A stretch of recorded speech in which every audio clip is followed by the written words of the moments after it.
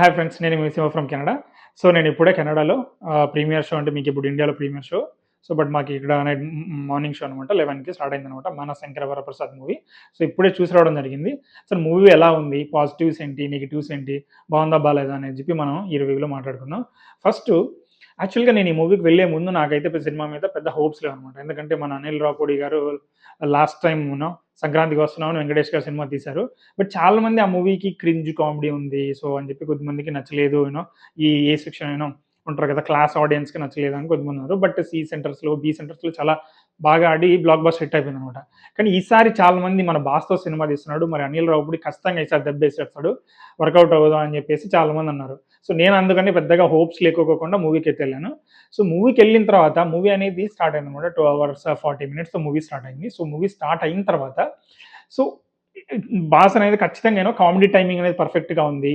తర్వాత నయనతార గారి సీన్స్, నయనతారకి చిరంజీవి గారికి ఉన్న సీన్స్ అనేది మాత్రం ఖచ్చితంగా బాగున్నాయి అనమాట. అదేవిధంగా చిరంజీవి గారితో వాళ్ళ గ్యాంగ్తో ఉన్న కామెడీ నాకైతే ఇంతకు ముందు మన చిరంజీవి వైబ్స్, మన ఓల్డ్ ఉంటారు కదా, చిరంజీవి ఘరానా మొగుడు, లేకుంటే అత్తకి మొగుడు, అమ్మాయికి మొగుడు, అలాంటి వైబ్స్ని అనిల్ రావుపూడి అంటే మనకి ఏ విధంగా అయితే మనకి ఈ ప్రీ రిలీజ్ ఈవెంట్ దానిలో చెప్పాడు, ఓల్డ్ ఉన్న చిరంజీవిని ఎలాగైతే తీసుకొస్తున్న బాస్ ఇస్ బ్యాక్ అనే విధంగా ఎలా తీసుకొస్తున్నా అని చెప్పాడు. అదేవిధంగా ఆ ఓల్డ్ మూవీస్లో ఉన్న వైబ్, ఆ కామెడీ టైమింగ్, ఆ స్టైల్ని కూడా ముఖ్యపడి 70 yearsలో ఉన్న కూడా చిరంజీవి గారిని కొన్ని మూవీస్లో ఆయన లుక్ అనేది కొద్దిగా సెట్ కాకపోయినచ్చు, కానీ ఈ మూవీలో మాత్రం లుక్ కూడా చాలా బాగా సెట్ అయింది అనమాట. ఇన్వెస్టిగేషన్ సీన్స్లో ఫుల్ సూట్ వేసుకునే డ్రెస్లో చాలా బాగా అనిపించింది. తర్వాత వెంకటేష్ గారు ఎంటర్ అవుతారు అనమాట. ఒక బిజినెస్ మ్యాన్గా వెంకటేష్ గారు ఎంటర్ అయిన తర్వాత సెకండ్ హాఫ్లో చిరంజీవి గారికి తర్వాత వెంకటేష్కి ఉన్న సీన్స్, తర్వాత ఆ డాన్స్ అనమాట మళ్ళీ ఒక రేంజ్కి అనమాట, క్లైమాక్స్ అనేది ఒక రేంజ్కి తీసుకెళ్లారనమాట మూవీని. ఇంకా నటీనటుల విషయానికి వస్తే చిరంజీవి గారు చెప్పినట్టుగానే నయనతార గారు ఖచ్చితంగా బాగా చేశారు. తర్వాత వాళ్ళ కామెడీ వాళ్ళ గ్యాంగ్ ఉంటుంది కదా, వాళ్ళు కూడా బాగా చేశారు అనమాట. అదేవిధంగా మ్యూజిక్ అనేది చాలా బాగుంది. మ్యూజిక్ కూడా ఈ సాంగ్స్లో కానీ హుక్ స్టెప్ ఉంటుంది, చాలా బాగుంటుంది. ఆ హుక్ స్టెప్ సాంగ్స్ కానీ, తర్వాత అక్కడక్కడ మధ్యలో వచ్చే కొన్ని మ్యూజిక్స్ ఉంటాయి అనమాట సాంగ్స్ మధ్యలో. ఆ ఇళయరాజా కొన్ని సాంగ్స్ ఉంటాయి కదా, అవి కూడా చాలా బాగుంది అనమాట.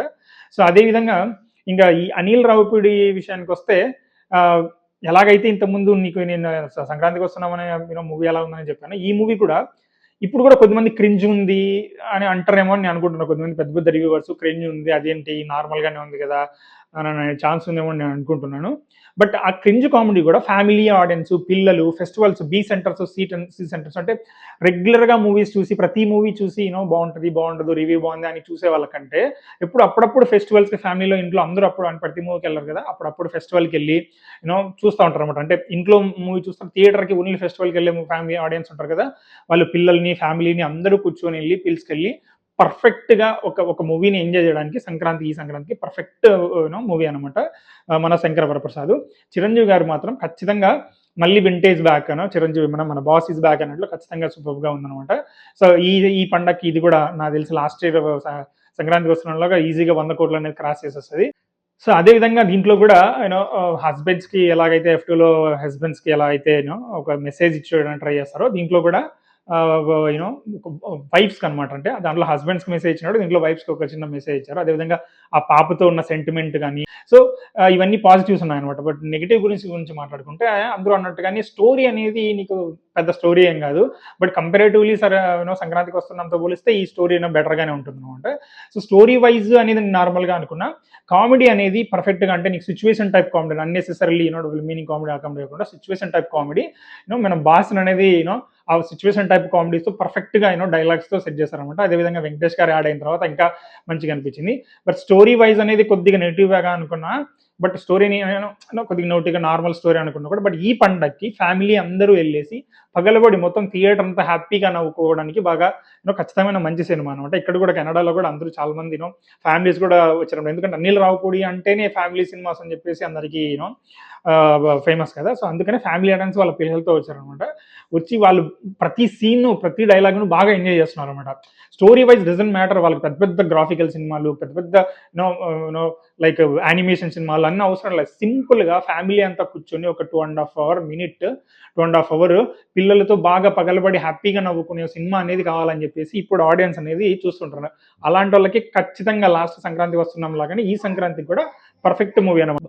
ఒక ఆడియన్స్, ఫ్యామిలీ ఆడియన్స్ పల్స్ని పట్టుకున్నాడు అనమాట. మన రాజమౌళి గారికి ఎలా అయితే ఒక ఎమోషన్ పల్స్ అనేది ఒక ఆడియన్స్ అనేది ఒక గ్రాఫికల్గా ఒక హై బిగ్ రేంజ్ మూవీస్ ఇస్తూ ఉంటారు. మన అనిల్ రావిపూడి కూడా ఫ్యామిలీ ఆడియన్స్ పల్స్తో పర్ఫెక్ట్ మూవీస్ తీయడానికి పర్ఫెక్ట్ ఎగ్జాంపుల్. ఈసారి దెబ్బేస్తుందేమో అనుకున్నా, బట్ మన బాస్కి మాత్రం పర్ఫెక్ట్ మూవీ ఇచ్చినాడు. బీసీ రాసి పెట్టుకోండి, బీసీ సెంటర్లో పక్కా ఈజీగా సింపుల్గా 1 వీక్లోనే 100 కోట్ల పైన కలెక్ట్ చేసేస్తుంది అని నాకు అనిపిస్తుంది. సో కాబట్టి తప్పకుండా అందరూ ఫ్యామిలీకి ఖచ్చితంగా వెళ్ళాల్సిన, ఫ్యామిలీ పిల్లలు పెద్దలు అందరూ కలిసి ఈ సంక్రాంతికి బాగా మూవీకి వెళ్ళి ఎంజాయ్ చేస్తారని నేను అనుకుంటున్నాను అనమాట. సో ఇది ఓవరాల్ నా ఫీలింగ్. సో ఓవరాల్గా నేను ఈ మూవీకి ఇస్తున్న రేటింగ్ అనేది అవుట్ ఆఫ్ 5 ఐ థింక్ 3 ఇస్తున్నాను. సో ఖచ్చితంగా మీరు థియేటర్కి వెళ్ళి చూడండి, బాగా ఎంజాయ్ చేస్తారనమాట సౌండ్స్కి విజువల్స్కి అన్నింటికి. సో మిస్ అవ్వకుండా ఈ సంక్రాంతికి చూడండి మన శంకర వరప్రసాద్, మన బ్యాస్ ఈజ్ బ్యాక్. ఆ ఫుక్ స్టెప్స్ అవన్నీ మాత్రం చాలా అద్భుతంగా ఉన్నాయి, మిస్ అవ్వద్దండి. Okay, see in the next video. Please subscribe my channel. Thank you for watching till last. Thank you very much.